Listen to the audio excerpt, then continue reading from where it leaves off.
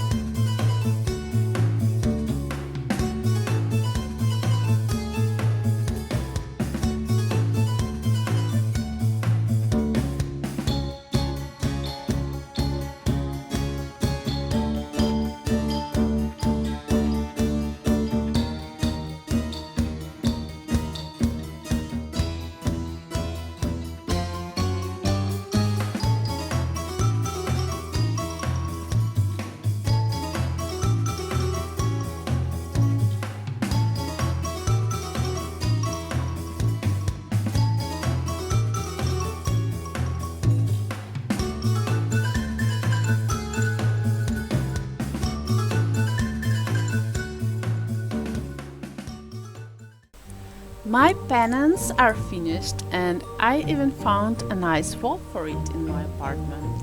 And actually I'm pretty happy with it. Hope you enjoyed this video, and if you did, please do make sure you gave it a thumbs up and maybe subscribe to my channel. Thank you for watching and have a very happy Halloween.